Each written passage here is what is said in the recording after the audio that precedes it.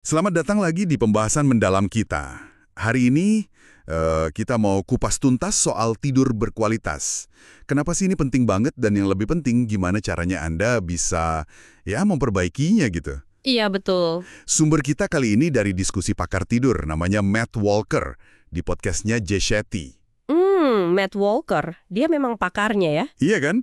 Nah, fokus kita di sini adalah menyajikan intisari paling penting dari obrolan mereka, biar Anda bisa langsung coba terapkan. Sip. Kita mulai dengan fakta yang menurut saya cukup mengejutkan nih. Tidur kurang dari 7 jam, itu ternyata, secara terukur bisa menurunkan performa otak dan tubuh. Betul, bahkan katanya bisa bikin umur lebih pendek. Gimana tuh? Mari kita bedah lebih dalam yuk. Oke, jadi tidur berkualitas itu memang fondasi kesehatan kita. Matt Walker ini punya cara gampang buat ingat pilar-pilarnya. Pakai akronim QQRT. QQRT. Oke. Apa aja tuh isinya? Nah, ini kerangka yang bagus buat kita mulai. Q pertama itu quantity atau kuantitas. Kuantitas, berapa lama idealnya kita tidur? Targetnya itu antara 7-9 jam setiap malam. Ini bukan angka saklek sih, tapi lebih ke rentang optimal berdasarkan, banyak sekali penelitian. 7-9 jam. Oke. Terus, Q kedua? Q kedua itu quality, alias kualitas. Nah, ini bukan cuma soal berapa lama Anda di kasur ya, Tapi, tapi seberapa nyenyak tidurnya. Jadi, tanpa sering kebangun gitu. Kalau tidurnya terpotong-potong, walaupun total jamnya cukup, manfaat pemulihannya itu jadi berkurang drastis. oh gitu ya. Jadi percuma lama kalau nggak nyenyak. Nah, ini yang menarik nih. R, regularity atau keteraturan. Katanya ini dampaknya gede banget ya. Nah, ini dia. Soalnya kan banyak tuh yang tidurnya kurang pas hari kerja, terus balas dendam pas weekend. Itu gimana? Ngaruh nggak? Justru itu poin pentingnya. Walker tuh menekankan banget, tidur dan bangun di jam yang sama setiap hari. Setiap hari. Termasuk Sabtu Minggu. Iya, termasuk akhir pekan. Studi nunjukin kalau keteraturan ini mungkin sama pentingnya atau bahkan bisa jadi lebih penting loh daripada sekedar durasi totalnya buat kesehatan jangka panjang. Jadi balas dendam tidur di akhir pekan itu sebenarnya kurang efektif ya? Keteraturan ini salah satu hal paling kuat yang bisa Anda lakukan buat tidur. Wow, oke. Jadi konsisten itu kunci ya? Benar-benar harus disiplin nih. Oke, terakhir T. T itu timing atau waktu. Maksudnya, kita perlu selaraskan jadwal tidur kita sama chronotype alami kita. Chronotype, itu apa lagi? Itu kecenderungan alami tubuh kita, apakah kita ini tipe orang pagi, morning person, atau tipe orang malam, night owl, gitu. Oh, oke. Nah, kalau kita maksain tidur melawan jam biologis bawaan kita, kualitas tidurnya bisa turun, meskipun durasinya cukup misalnya 7 atau 8 jam. Gimana cara tahu chronotype kita?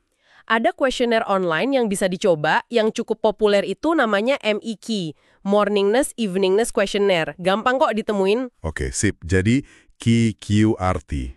Kuantitas, kualitas, keteraturan, waktu. Udah dapat dasarnya. Tapi gimana kalau misalnya nih, udah coba terapin itu semua, tapi kok pas bangun masih aja ngerasa capek, lemes gitu? Nah, itu pertanyaan bagus. Ada beberapa penyebab umum yang patut dicurigai. Apa aja tuh? Salah satunya, dan ini cukup serius, kondisi medis namanya sleep apnea. Sleep apnea. Sering dengar, tapi apa persisnya? Itu kondisi di mana napas kita berhenti sejenak beberapa kali pas lagi tidur. Yang agak ngeri, sekitar 80% penderitanya itu nggak sadar kalau mereka punya kondisi ini. Serius, 80% nggak sadar? Iya, dan ini bikin tidur jadi sangat terfragmentasi, kualitasnya anjlok. Bisa cek risikonya pakai kuesioner kayak StopBank, atau ada juga aplikasi kayak Snorelab buat deteksi awal. Oke, itu kalau kondisi medis ya. Kalau faktor gaya hidup gimana? Kafein pasti masukkan. Banget. Kafein ini efeknya sering diremehin. Dia punya yang namanya quarter life. Quarter life, bukan half life. Iya, quarter life. Jadi waktu yang dibutuhkan sampai seperempat dosisnya masih ada di sistem kita, itu bisa sampai 10-12 jam. Hah? 10-12 jam? Jadi kalau ngopi jam 12 siang, Betul, seperempat efek kafeinnya itu masih aktif di otak Anda pas tengah malam. Makanya saran terbaik ya batasi, dan kalau bisa hindari minimal 10 jam sebelum waktu tidur. wah ini beneran mengubah pandangan soal ngopi sore atau malam nih. Oke. Terus, alkohol. Kan banyak yang bilang, minum dikit biar ngantuk. Nah, itu dia mitos yang bahaya. Alkohol itu sebenarnya menekan sistem saraf, jadi efeknya lebih ke sedasi, bikin tenang sesaat, Bukan tidur beneran? bukan tidur alami yang berkualitas. Alkohol justru ngerusak pola tidur kita, terutama fase tidur REM yang penting buat emosi, memori, kreativitas, dan bikin tidur jadi kepotong-potong juga. Pantesan kadang kalau habis minum malah bangun tengah malam ya. Oke. Dan tentu saja musuh besar tidur zaman now, stres dan cemas. Iya, ini dia nih, biang kerok utama banyak orang susah tidur. Pikiran yang muter-muter terus pas mau tidur tuh bikin cemas, terus jadi makin susah tidur. Lingkaran setan kan? Bener banget. Nah, kalau udah kejadian nih, kebangun tengah malam, pikiran kemana-mana, susah tidur lagi, ada tipsnya nggak? Ada. Yang pertama dan paling penting, jangan pernah lihat jam. Jangan lihat jam. Kenapa? Karena itu cuma nambahin stres dan kecemasan. Aduh, udah jam segini, sisa tidur tinggal berapa jam lagi gitu kan mikirnya. Mending jauhkan jam dari pandangan mata di kamar tidur. Oke, masuk akal. Terus ngapain dong pas lagi melek gitu? Bengong? Jangan bengong, mikirin nggak bisa tidur. Coba alihkan pikiran. Bisa coba meditasi singkat, fokus ke napas aja. Atau latihan pernapasan kayak box breathing. Box breathing, gimana tuh? Gampang kok. Tarik napas hitungan keempat, tahan 4 detik, hembuskan 4 detik, tahan lagi 4 detik sebelum tarik napas lagi. Ulangi aja. Atau coba body scan, rasain sensasi di tiap bagian tubuh pelan-pelan. Bisa juga dengerin podcast yang ngebosenin atau cerita pengantar tidur pakai timer. Intinya, putus rantai pikiran cemas itu. Oke. Meditasi, napas, atau dengerin sesuatu ya. Selain itu, lingkungan tidur juga penting kan? Penting banget. Coba deh bikin kamar segelap mungkin. Redupkan lampu itu secara signifikan, minimal 1 jam sebelum tidur. 1 jam sebelumnya ya? Iya. Coba aja eksperimen beberapa hari, bikin kamar gelap banget, terus bandingin sama pas lampunya masih agak terang. Rasanya beda. Hindari juga yang namanya junk light. Junk light, cahaya sampah. Iya, cahaya berlebih, terutama dari layar HP, tablet, laptop, TV, dan lampu terang di malam hari.